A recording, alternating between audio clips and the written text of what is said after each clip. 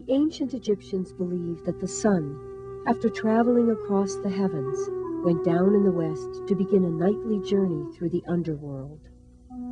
They believed that after a person died, their body should be buried on the west side of the river. Then their soul might enter the underworld and live with the gods.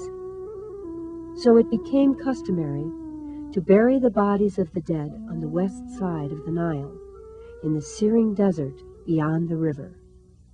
At first the bodies were simply buried. The desert sand dried the body and preserved it. Jars of food were placed in the grave so that the soul, known as the Ka, would not be hungry in the afterlife. After a time, the Egyptians began to treat the body in ways to preserve it better.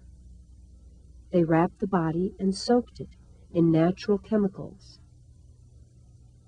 A body which has been preserved is called a mummy. This mummy still has hair and skin.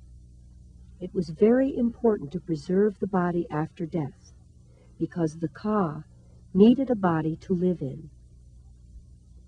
Sometimes the mummies of kings and the most wealthy Egyptians were buried under stone monuments like this one.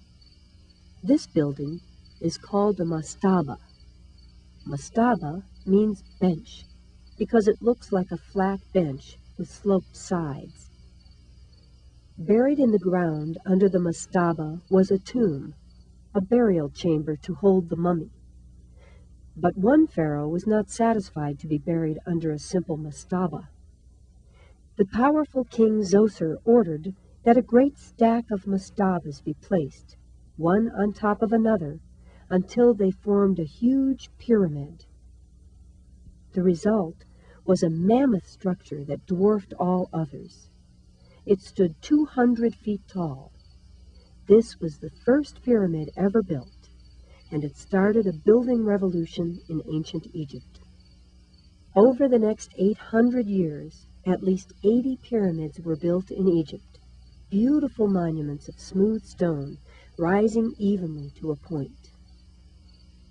Some of these pyramids are among the biggest structures ever built anywhere in the world. It took thousands of workers many years to build them. The largest, when complete, was 481 feet tall. Enormous stone blocks were used.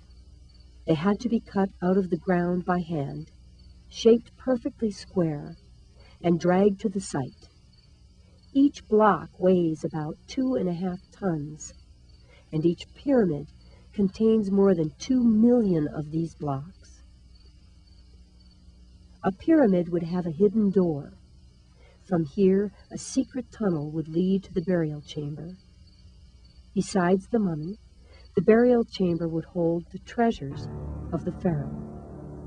The coffin might be covered with pure gold. Riches almost beyond description filled the burial rooms. But we will never know exactly what was left in the pharaoh's tombs, because almost all of them were broken into thousands of years ago, and the robbers stole everything.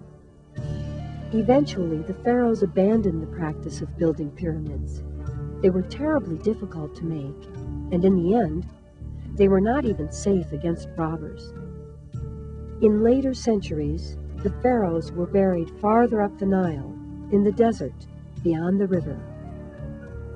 Here, in the Valley of the Kings, are the hidden tombs of many powerful pharaohs, like Ramses the Great. It is hard to tell that under these mountains are dozens of secret tunnels and royal burial chambers, for all the doors were hidden. But as with the pyramids, all of the doors were found and the tombs were robbed, except one tomb, the lost tomb of King Tutankhamun.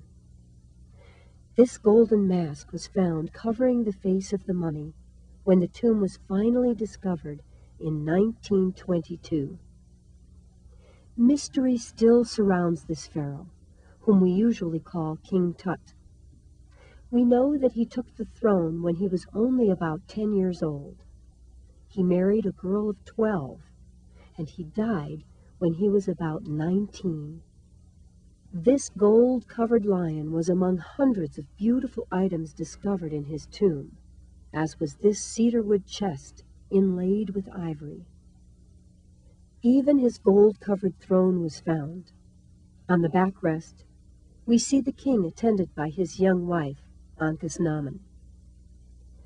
These and other treasures show us the beauty, wealth, and grandeur of ancient Egypt.